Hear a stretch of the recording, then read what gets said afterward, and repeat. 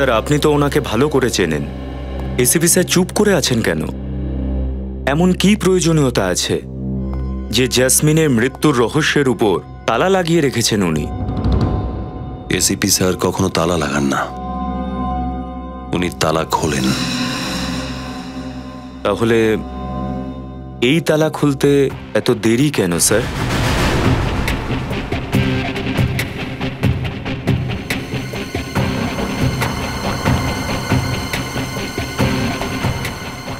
তুমি কোনোভাবে চিত্রলে স্যারের লোক নাও তো? চিত্রলের লোক? কি বলছেন স্যার? এসিপি স্যারের ব্যাপারে কিচ্ছু বলবে না। কিন্তু স্যার সিআইডির উপর যে দাগ লেগেছে। কোনো দাগ ঠাক কিচ্ছু লাগেনি। এই যে পরিষ্কার পরিচ্ছন্ন ইমেজ নিয়ে তুমি ঘুরছো না, সেটাই এসিপি স্যারের জন্যই। কোনো কারণ ছাড়া করার উচিত কথা বলো না। কোনো ঝান্ডা গাড়োনি এখানে তুমি। আর কিছুক্ষণ পরে 24 ঘন্টা পূর্ণ হবে। 24 ঘন্টা কেটে গেলেই ডিসিপি চিত্রলে আগুন লাগিয়ে দেবে।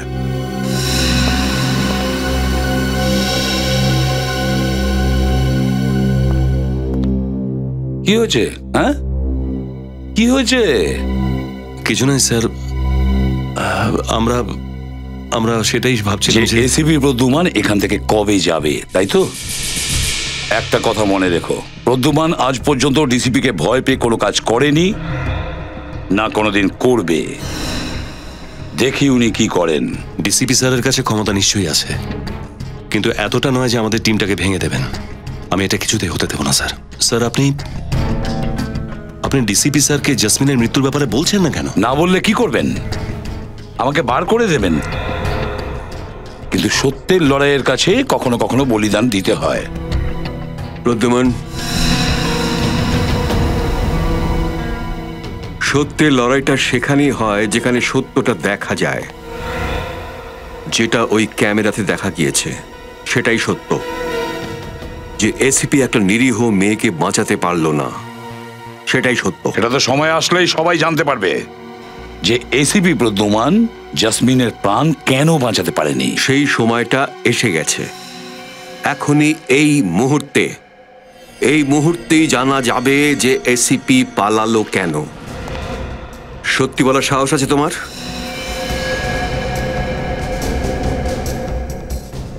সবাই তো নিজের চোখে সব দেখে নিয়েছো যে সঠিক জবাব দেওয়ার সময়টা এখনো আসেনি।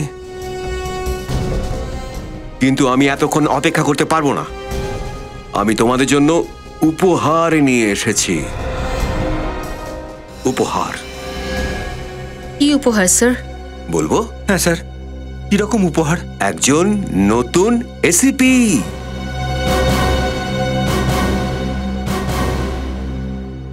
নতুন এসিপি? এ কি মজা হচ্ছে? আপনি এমনটা করতে পারেন না sir. I am DCP Chitrole. এ ডিসিপি চিত্রলে স্যার। কিন্তু স্যার, এসিপি স্যার তো এখনো এখানে আছেন। কিন্তু নতুন এসিপি তো এসে গেছে। ওয়েলকাম জানাও তোমাদের নতুন বসকে। এসিপি দিগ্বিজয়।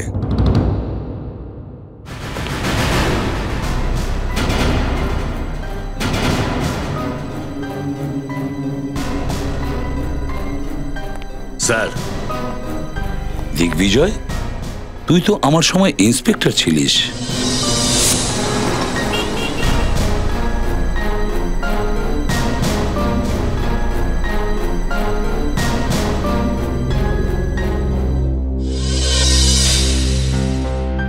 তুই কবে থেকে এসিপি হয়ে গেলি? হ্যাঁ, আমি তো 1978-এ।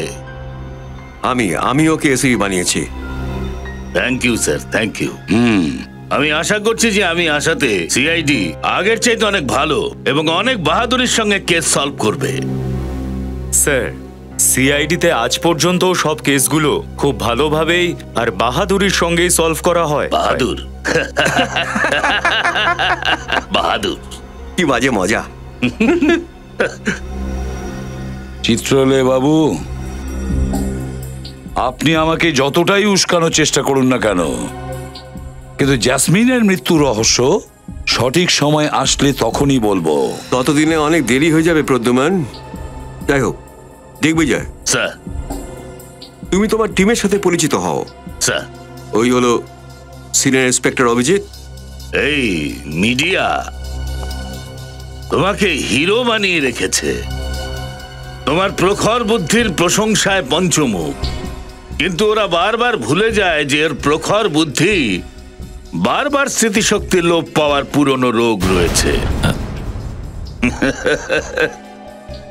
আর সিনিয়র ইন্সপেক্টর দয়া, এই শহরের দরজার অর্ধেক দোকান ওনার জন্যই চলে, কারণ দরজা ভাঙবার ওনার এতই শখ। তোমার নিজের দরজাটা তো মজবুত আছে নাকি? নাকি কোনো সময় টাইম পাস করবার জন্য নিজেরটাই বাড়িতে আসুন না একবার চা খেতে, তাহলেই হয়তো বুঝতে পারবেন যে সিআইডি অফিসারদের বাড়ির দরজাটা তাদের প্রতিজ্ঞার মতোই যথেষ্ট মজবুত। মজবুত? আর এই যে ফ্রেডি নিজের স্ত্রীকে এত ভয় পায়, সে অপরাধীর সামনাসামনি কি করে হবে? ও আসলে সিআইডির একটা জোকার। ফেডরিক একজন সিআইডি অফিসার, বুঝেছেন আপনি? স্যার, যতক্ষণ এসিপি প্রদ্যুমান এখানে রয়েছেন আমাদের আর কোনো এসিপির দরকার নেই। কালকে 24 ঘন্টা পুরো হয়ে যাবে, মনে আছে তো? হয় এটা বলো জ্যাসমিনের মৃত্যু কিভাবে হলো, নয়তো ইস্তফা। আর ইস্তফার নাম শুনে যার যার চোখে জল আসছে তারাও সিআইডি ছেড়ে চলে যেতে পারে।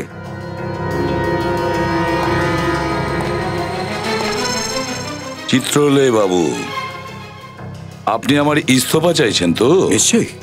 তাহলে কাল সকাল 9টার সময় আমার ইস্তফা আপনার টেবিলে থাকবে।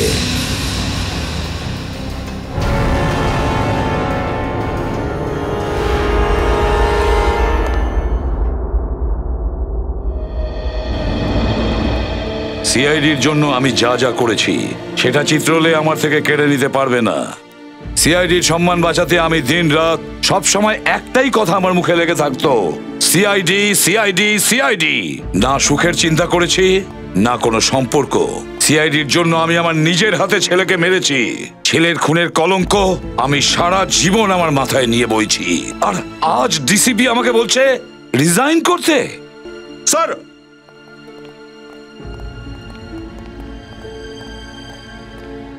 স্যার দাঁড়ান স্যার, প্লিজ দাঁড়ান স্যার, প্লিজ।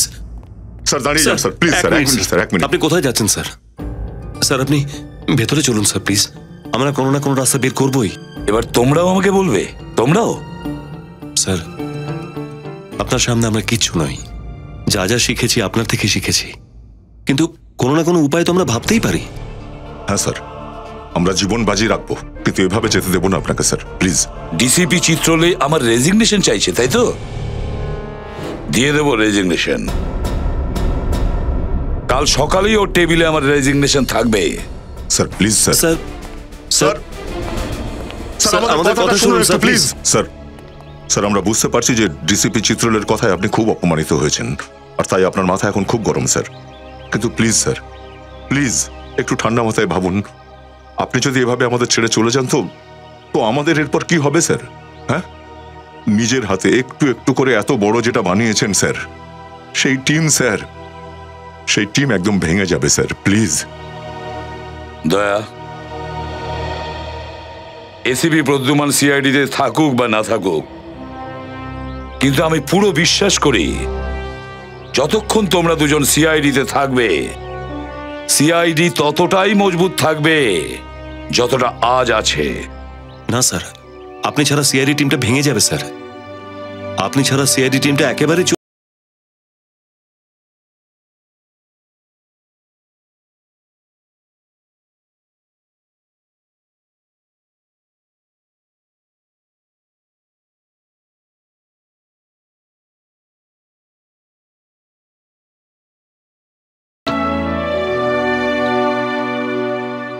স্যার, এটা আমরা কিছুতেই হতে দেব না স্যার। অনেক দেরি হয়ে গেছে অভিজিৎ, অনেক দেরি হয়ে গেছে। একবার প্রদ্যুমানের মাথায় যদি কিছু ঢুকে যায় না, সেটা সহজে বেরোয় না। কিন্তু স্যার আপনি... অভিজিৎ, তুমি তো দেখলে চিত্রলে কত বাজে ব্যবহার করছিল আমার সঙ্গে। সারা জীবনেও সেই দাগ মুছবে না। স্যার আপনি তো জানেন যখন যখন এই চিত্রলেখা সাহেব সিআইডি ব্যুরোতে এসেছেন ততবার সবকিছু তছনছ করে দিয়ে গেছে স্যার। কতবার তো উনি আপনাকে খুনি প্রমাণ করতে চেষ্টা করেছেন। বারবার উনি হেরে গেছেন স্যার, এবারও তাই হবে স্যার, আপনি দেখবেন স্যার। হ্যাঁ স্যার, এইবারেও একই ফল হবে। ডিসিপি চিত্রলের মুখ কালো হবে স্যার। হ্যাঁ স্যার। স্যার আপনি একবার আমাদেরকে বলে দিন স্যার,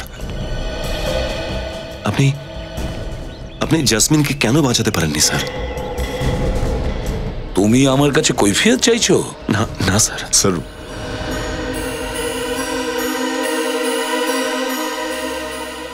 না, এখন আমি কাউকে কৈফিয়ত দেব না। যদি সবাই এটা মনে করে এসিপি প্রদ্যুমান কাপুরুষ, তাহলে সেটাই ভাবুক ওরা। আর কোনো কাপুরুষের সিআইডিতে থাকা উচিত নয়। না sir, sir please, sir please, sir sir please, sir sir please sir sir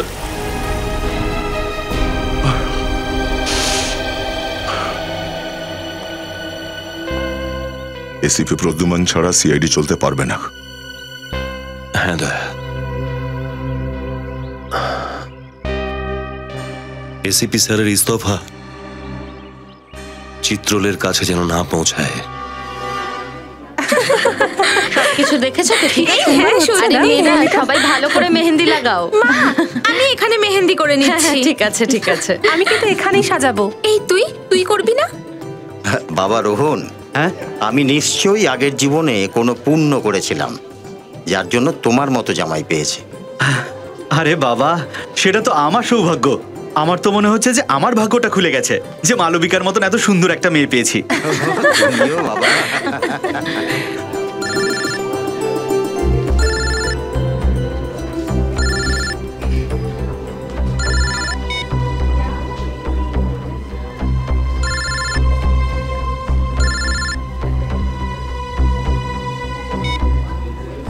আরে গিট্টু, কে বারবার ফোন করছে? দে না আমাকে ফোনটা। আরে না দিদি, কোনো প্রাইভেট নাম্বার থেকে ফোন করে ডিস্টার্ব করছে হয়তো। প্রাইভেট নাম্বার থেকে? দেখি ফোনটা দিয়ে আমায় কথা বলবো। আরে মালবিকা, আজকে তোর বিয়ে, আজকের দিনটা অন্তত মোবাইল ফোনটা ভুলে যা। একদম ঠিক বলেছে। আর তাছাড়া আজকে তো তোর নজর আমার জিজুর ওপর থাকবে, আর তুই মোবাইল ফোনের কথা বলছিস। আগের বছর এই সোসাইটিতে আমরা একটা নিয়ম করেছিলাম যে আমাদের সোসাইটিতে আমরা ব্যাচেলারদের ফ্ল্যাট দেব না, কেবল বিবাহিতদের দেব।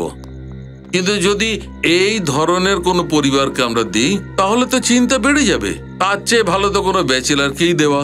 আরে আমি তো বলছি যে এই নিয়ম কানুন কাগজেই ঠিকঠাক মনে হয়। কাকে ফ্ল্যাট দেওয়া হবে কাকে নয় সেটা সেই মানুষের সঙ্গে কথা বলেই ঠিক করা উচিত। তার পরিবারই থাক বা সে ব্যাচেলারই হোক, তাই না? ঠিকই বলছো তুমি।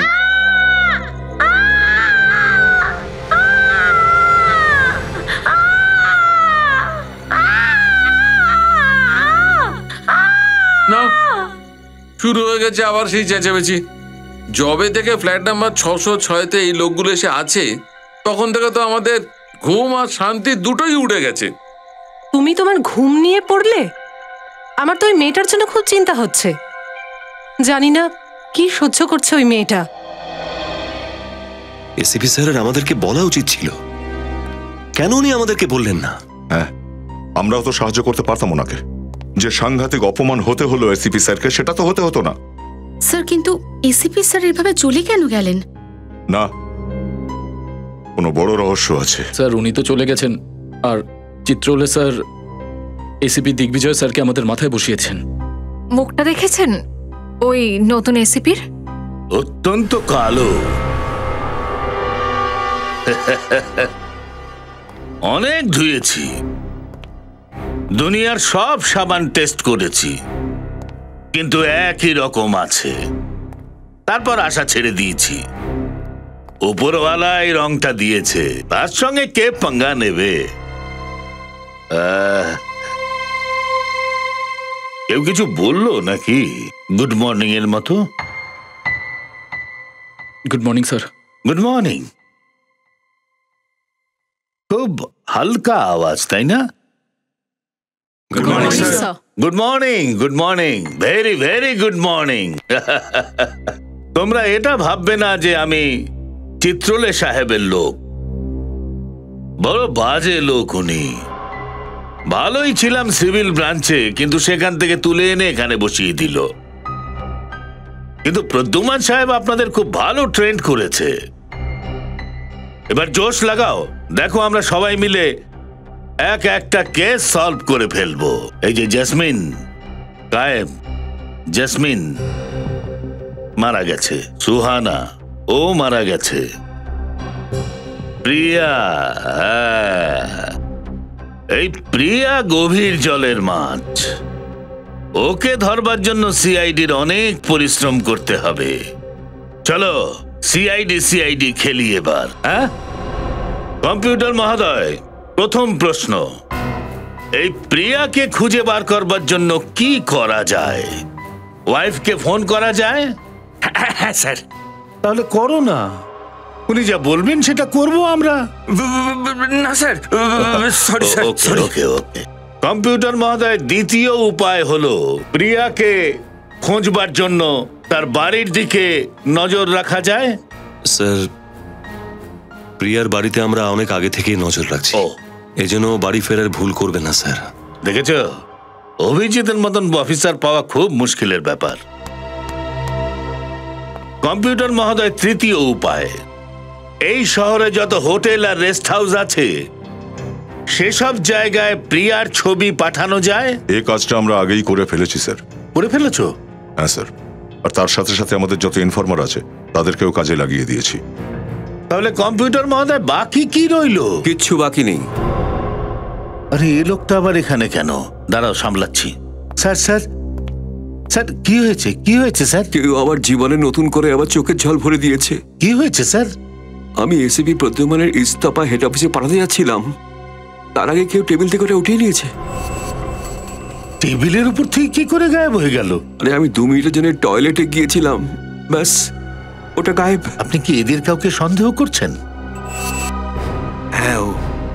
আপনি আমাকে এখানে বসিয়েছেন, এখানে আমি দেখে নেব, সামলে নেব সব। স্যার 1 মিনিট দাঁড়া, আমি দেখছি কে করেছে। হ্যাঁ, কে করেছে? কে তুলে নিয়েছে ওটা?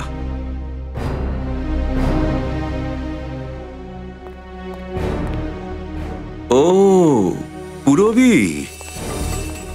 গত সপ্তাহে এসিপি তোমার প্রাণ বাঁচিয়েছিল, তার ঋণ শোধ করলে তো? স্যার, এসিপি স্যার তো অনেক দেশবাসীর প্রাণ বাঁচিয়েছেন।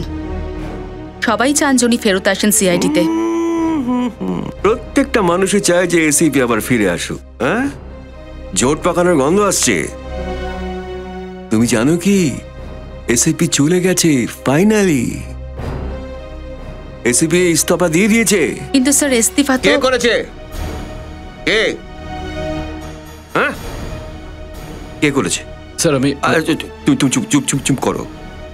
আমি জানি তোমরা সব ধূর্ত সিআইডি অফিসার্স, ভীষণ চালাক। Thank you sir.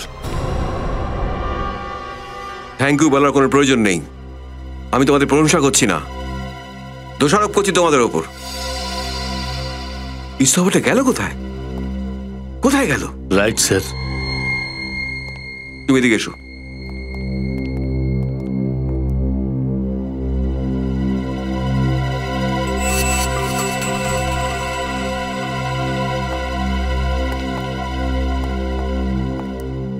ইস্তফা কোথায় ফ্রেডি? ইস্তফা? কোন ইস্তফা স্যার? ফ্রেডি, আমরা সবাই জানি তুমি ডিসিপি স্যারের অফিসে গেছিলে।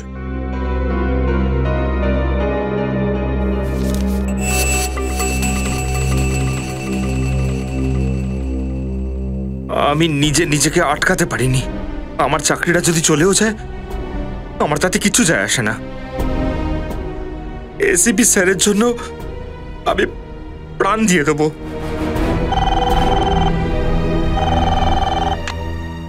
CID bureau? কি? ঠিক আছে, আমরা এক্ষুনি আসছি। স্যার, সিআইডি ব্যুরো,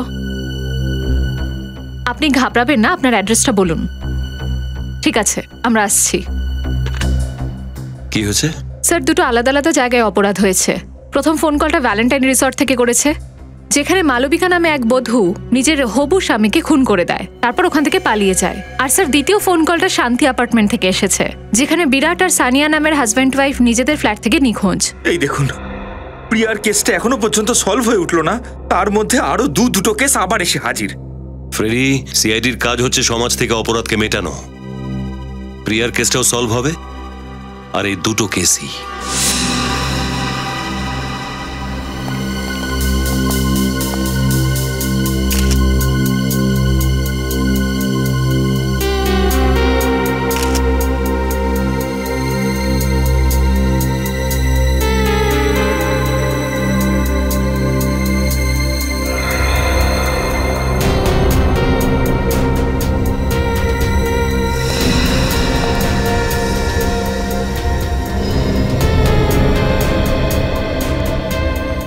স্যার, এই দেখুন। এই ফুলদানি দিয়ে ওকে খুন করা হয়েছে। পুরবি, এর উপরে খুনির ফিঙ্গারপ্রিন্টস থাকবে, তুলে নাও। স্যার। সচিন, আপনাদের মধ্যে কেউ কিছু জানেন এটা হলো কিভাবে? আমি মালবিকার বাবা, আরে মালবিকার মা। এটা কি করে হতে পারে স্যার? কেউ নিশ্চয়ই আমার মালবিকাকে ফাঁসাচ্ছে। আমার মেয়ে, ও এরকম কি করে করতে পারে? খুনটা তো মালবিকাই করেছে আন্টি। আমি আমার নিজের চোখে দেখেছি আন্টি। কি দেখেছো তুমি? স্যার, মালবিকা তো বিয়ের শাড়িটাই পরেছিল, আর বিয়ের কিছুক্ষণ আগে ও রোহনের রুমটার দিকটাতে এসে ঘরের ভিতরে ঢুকলো। খুব রেগেছিল ও।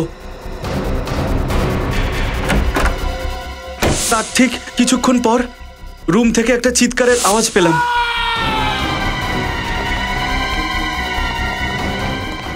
আর আমরা সবাই যখন ভিতরে ঢুকে দেখলাম রোহন মরে পড়ে রয়েছে, আর মালবিকা ওখানে ছিল না। তুমি তো মালবিকাকে ভেতরে যেতে দেখেছো, রোহনকে তো আর খুন করতে দেখোনি। যদি এমনটাই হতো তাহলে মালবিকা রুম থেকে পালিয়ে গেল কেন?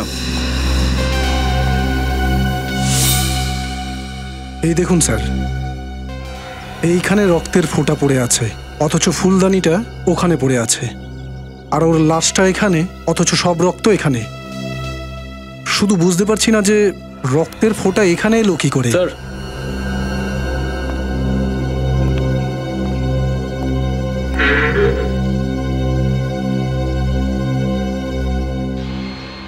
এই দেখুন স্যার, ছুরি আর ছুরির মধ্যে রক্ত লেগে আছে।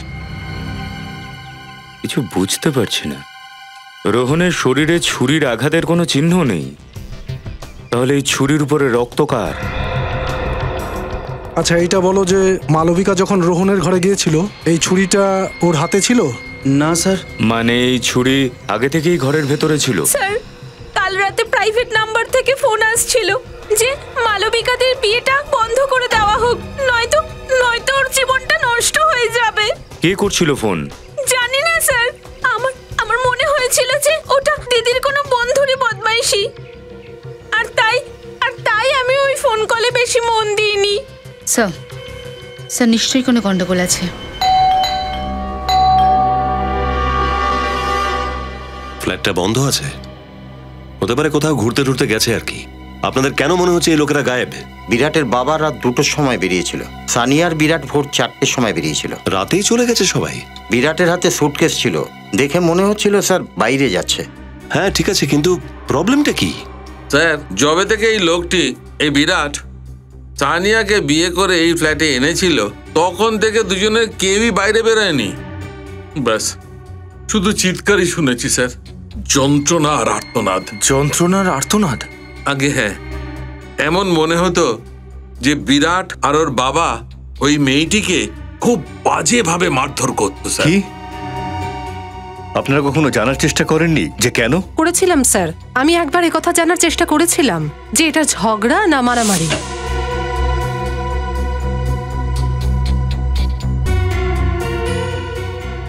সানিয়া মা, তুমি ঠিক আছো তো? হ্যাঁ আঙ্কেল, আমি ঠিক আছি। আমরা তোমার চেঁচানোর শব্দ শুনলাম, সেজন্যই ভয় পেয়ে গেলাম। কি হয়েছে মা? না কিছু না, ওই আসলে। আরে তোমার মুখের উপরে এই দাগটা কিসের? নিজের স্বামী আর শ্বশুরকে এত ভয় পেত ও? যে ও চাইলেও কোনো কথা বলতে পারেনি। কবেকার কথা এটা? কিছুদিন আগের কথা স্যার। তাহলে আপনাদের তখনই পুলিশে যেতে হতো, এতদিন অপেক্ষা করলেন কেন? স্যার এই ঘরের তৃতীয় কোনো ব্যক্তিও অবশ্যই ছিল, রোহন আর মালবিকা ছাড়াও। হয় তৃতীয় কেউ ছিল, আর নয়তো ওরা একে অপরের উপরে হামলা করেছে, রোহন ছুরি দিয়ে, মালবিকা ফুলদানি দিয়ে। যদি মালবিকা রোহনের আঘাতেই আহত হয় তাহলে এই জানলা দিয়ে পালালো কি করে? হয়তো আঘাতটা খুব একটা গভীর নয়। অদ্ভুত ব্যাপার, ওরা দুজনে বিয়ে করতে যাচ্ছিল, আর বিয়ের ঠিক আগে এত বড় ঝগড়া। স্যার হতে পারে মালবিকা হয়তো রোহনের বিষয়ে এমন কিছু জানতে পেরে গেছিল যে কারণে ও রেগে গিয়ে দেখা করতে এসেছিল। এই রোহনের পুরো কুণ্ডলিটা দেখতে হবে। সচিন, একটা কাজ করো, রোহনের মা বাবাকে ডাকো। পুরবি, জানলার উপরে থাকা রক্তের স্যাম্পেলটা নাও। স্যার।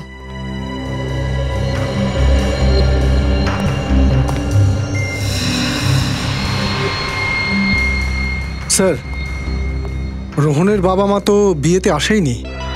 কি? রোহনের বিয়ে ওর মা বাবার অনুপস্থিতিতেই হয়ে যাচ্ছিল? হ্যাঁ, ওর বাবা মা লন্ডনে থাকে আর একটা জরুরি কাজের জন্য আসতে পারেনি, কিন্তু হ্যাঁ পরশুদিন রিসেপশনে আসার ইচ্ছা আছে ওদের। অবাক ব্যাপার, এই প্রথম কোনো মা বাবা দেখলাম যাদের কাছে নিজের ছেলের বিয়ের থেকে জরুরি অন্য কোনো কাজ।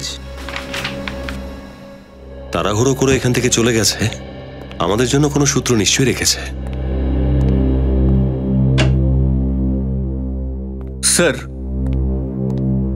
স্যার এই মোবাইল ফোনের বিলটা পেয়েছি সানিয়ার নামে। সানিয়ার নামে? আর কিছু পেলে? না স্যার, সব নিয়ে গেছে, কিছু রাখেনি। ঠিক আছে, এতেই কাজ চলে যাবে।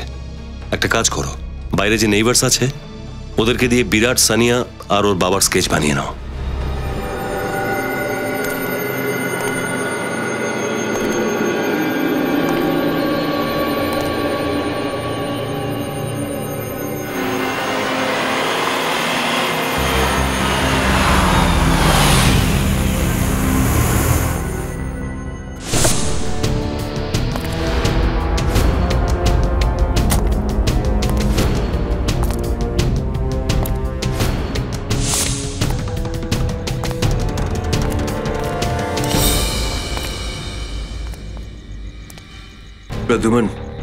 চিত্রলে বাবু, রাত্রি 2টোর সময় আমার সঙ্গে কি দরকার পড়লো, আর সেটাও এরকম জায়গায়? যেটা আমি তোমাকে বলার জন্য এসেছি তার জন্য এই জায়গাটাই ঠিক আছে। এই কাজটা আমি বিরতে করতে পারতাম না, আর না বাড়িতে। আর আমারও আপনার সঙ্গে দেখা করার কোনো ইচ্ছে নেই স্যার। শোনো, তোমার এই স্যার বলাটার মধ্যে আমি একটা উপহাসের টোন পাচ্ছি। ইস্তফা দেওয়ার পরেও কিন্তু আমি স্যার বলছি। সিআরই যদি ছাড়ানি ছিল তাতে এত ড্রামা করার কি দরকার ছিল? ইস্তফা পাঠিয়ে আবার সেটা চুরি করে নিয়েছো? হ্যাঁ, ইস্তফা চুরি হয়েছে? চুরি হয়নি, চুরি করানো হয়েছে। কাকে দিয়ে করিয়েছো? ওই অভিজিৎকে দিয়ে নাকি দয়াকে দিয়ে? আপনি বলতে চাইছেন যে এই কাজটা আমি করেছি? আর কার প্রয়োজন ছিল এটা করাবার? তোমার যদি এসিপি চেয়ারে এঁটে বসারই দরকার ছিল আমাকে বলতে। আমি কোনো কথাবার্তা বলে আপনার সামনে তো আমি কোনোদিন মাথা নিচু করবই না চিত্রলে বাবু, আর আমি সিআইডি তেও থাকতে চাই না। না থাকতে চাইলে আবার ইস্তফা দাও।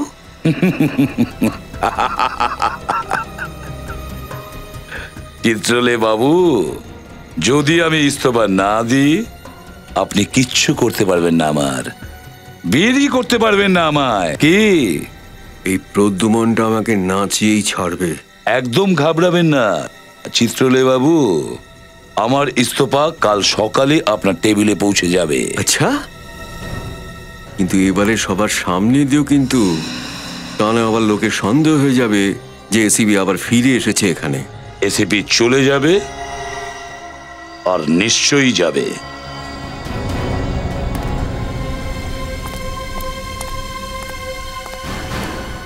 স্যার, আমাদের সন্দেহ সঠিক হয়েছে। রোহনের কাছে যে ছুরিটা পেয়েছিলাম সেই ছুরিতে মালবিকার রক্ত ছিল, রোহনের নয়। তার মানে মালবিকা আহত ছিল যখন ও পালিয়েছিল ওই রিসর্ট থেকে। একটা কাজ করো নিখিল, সমস্ত হসপিটালে মালবিকার ছবি পাঠিয়ে দাও। ও যদি আহত হয়ে থাকে তাহলে কোথাও না কোথাও যাবেই নিজের ট্রিটমেন্টের জন্য। আচ্ছা, এই রোহনের ব্যাপারে কি জানতে পারলে? স্যার ছবিটা স্ক্যান করাচ্ছি আমি, খুব খুব তাড়াতাড়ি জানা যাবে যে ও পুরনো পাপী কিনা। পুরনো পাপী হোক বা না হোক, কিন্তু স্যার এই রোহন লন্ডনের নিবাসী ছিল না, এটা তো ফর শিওর। আচ্ছা আসুন।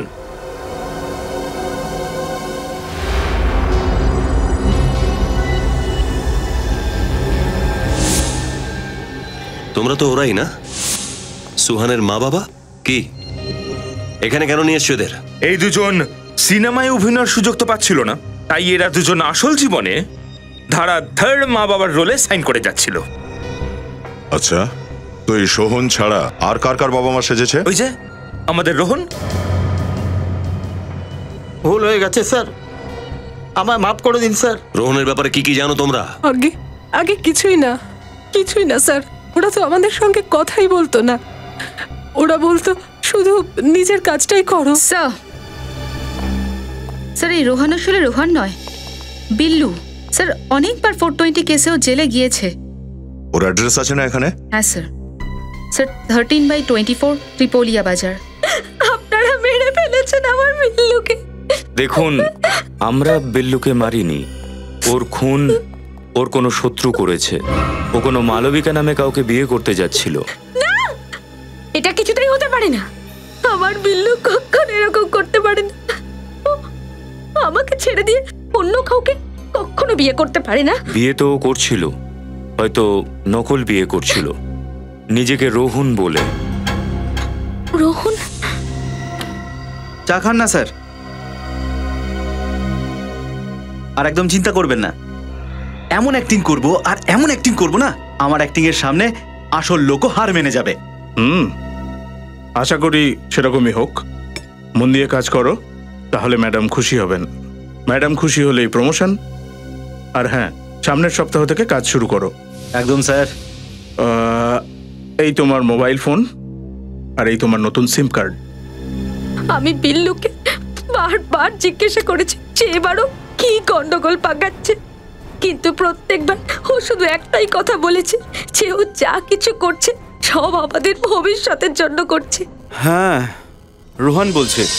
আচ্ছা, এটা বলুন যে এই যে লোকটা বিল্লুর সাথে দেখা করতে আসতো, সে কোন ম্যাডামের ব্যাপারে কথা বলতো? জানি না সাহেব, কিন্তু মনে হতো ওই মহিলা বোধহয় ওনার বস, উনি ওনার কাছেই কাজ করেন। তাহলে এই বসটা প্রিয়া নয় তো?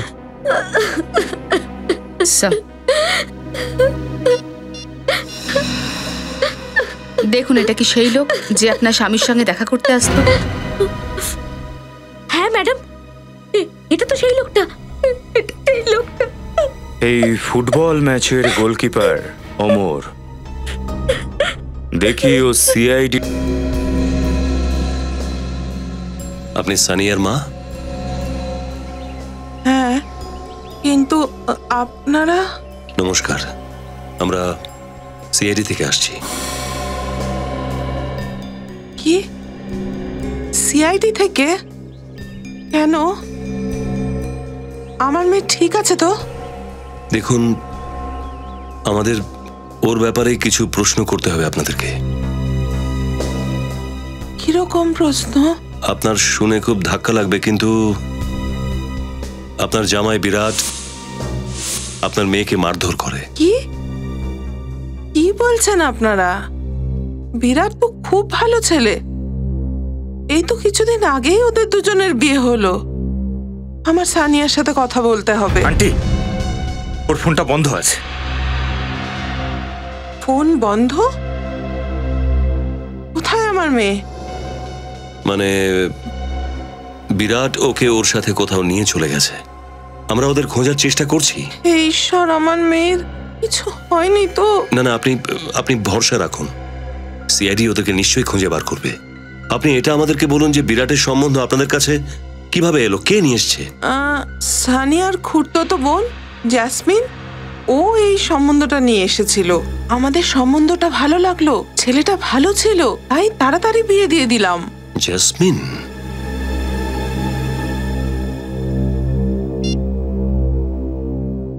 এই কি জ্যাসমিন? হ্যাঁ, আপনারা ওকে চেনেন? আগে হ্যাঁ। এক মিনিট, আপনি মিনিট। এটাই কি বিরাটের ছবি যার সঙ্গে আপনার মেয়ে সানিয়ার বিয়ে হয়েছিল? না, এটা বিরাট নয়। হ্যাঁ, এ আপনি কি বলছেন? সানিয়ার প্রতিবেশীরা বিরাটের এই স্কেচটাই বানিয়েছে। না, আপনারা দাঁড়ান, ওদের বিয়ের ছবি আছে, আমি দেখাচ্ছি দেখাচ্ছি।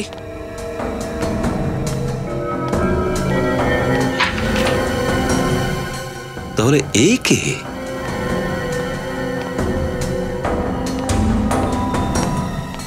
এটাই ওদের ছবি।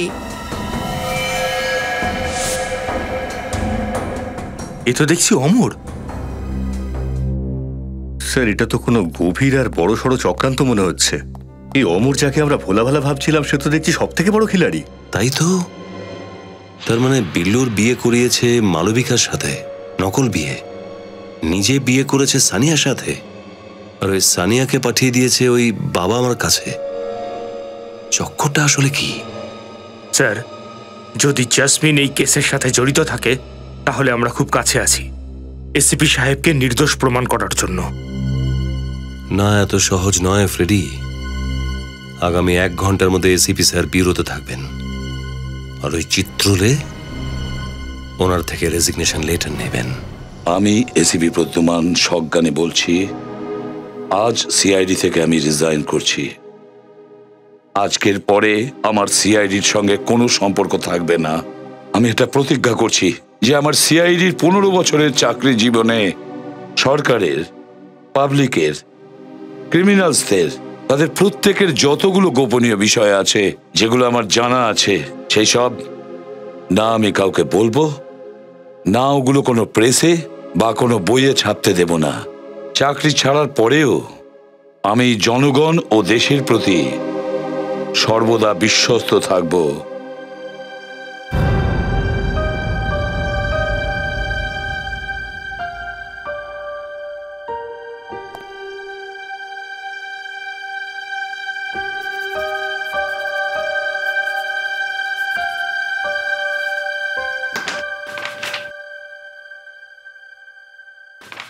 আমার রেজিগনেশন লেটার।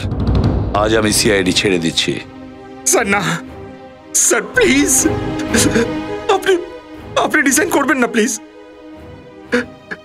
আচ্ছা ফ্রেডি, তুমি তো সেন্টিমেন্টাল হয়ে পড়ছো কেন? স্যার আপনি সেটা বুঝবেন না। কেন বুঝবো না? আপনার মন তো পাথরে তৈরি স্যার। এই দেখো, বাচ্চা দেখো কাঁদছে। আরে এরকম কিছু তো যাবে আর আসবে সিআইডিতে। না স্যার, না। এসিপি স্যারের মতন এসিপি আর কখনো আসতে পারে না স্যার। এই দেখো, বাচ্চা দেখো কাঁদছে। আরে এরকম কিছু তো যাবে আর আসবে সিআইডিতে। না স্যার, না। এসিপি স্যারের মতন এসিপি আর কখনো আসতে পারে না স্যার। আরে ও আসছে না দিগ্বিজয়। কিন্তু স্যার, ওরে বাবা, ও কি হয়েছে? এসিপি সাহেব রিজাইন করে দিয়েছেন স্যার। হ্যাঁ স্যার, স্যার এটা কি? স্যার এটা আপনি কি করছেন? ছোট অফিসারদের বড়দের ব্যাপারে নাক গলানো উচিত নয়। স্যার, এটা ছিঁড়ে ফেলে দিন স্যার, প্লিজ। এটা অফিসিয়াল ডকুমেন্ট। আমি সাইন করার পর এসিপি প্রদ্যুমান বাইরে। স্যার, স্যার এটাকে ফেরত দিন স্যার, ছিঁড়ে ফেলে দিন এটা। না দয়া, তোমরা সবাই যদি তোমাদের মনে আমার কাজের প্রতি শ্রদ্ধা থাকে, তাহলে আমি চলে যাওয়ার পর তোমরা সবাই ভালো মানুষের মতো, একজন সিআইডি অফিসারের মতো কাজ করে যাবে। স্যার প্লিজ, আপনি যাবেন না স্যার। আপনাকে ছাড়া আমরা সবাই অনাথ হয়ে যাব। আমি বেশিক্ষণ এখানে দাঁড়িয়ে থাকলে তোমাদের সবাই চোখের জলে আমি ডুবে যাব। আমি এখনই সাইন করে দিচ্ছি।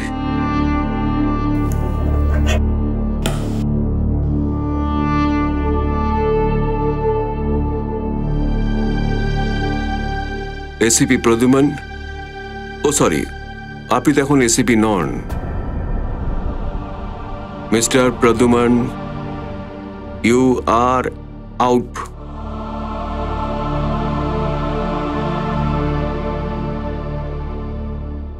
ডিসিপি চিত্রলে, আপনার মুখটা আর কোনোদিন আমাকে দেখতে হবে না। আরে আমার মুখটা কি এমন খারাপ দেখতে?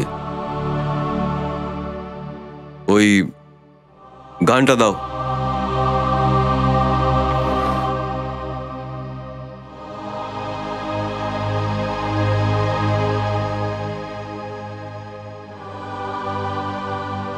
গুড। ব্যাচ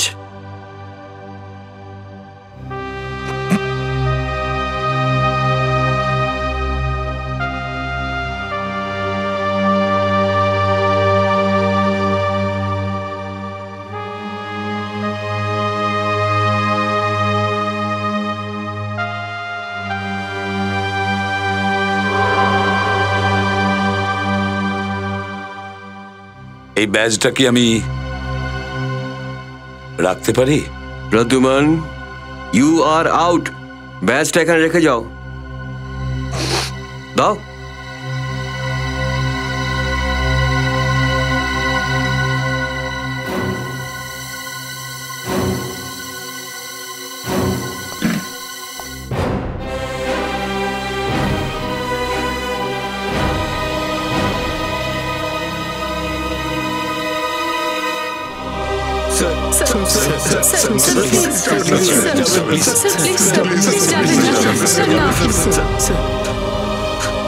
স্যার, আপনি যাবেন না।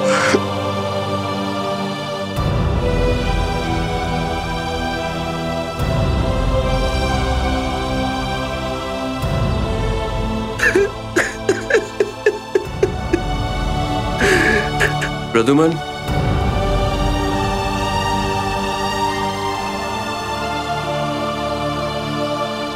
যাওয়ার আগে এইটুকু তো বলে দিয়ে যাও যে জ্যাসমিনকে বাঁচানোর বদলে পালিয়ে গেছিলে কেন?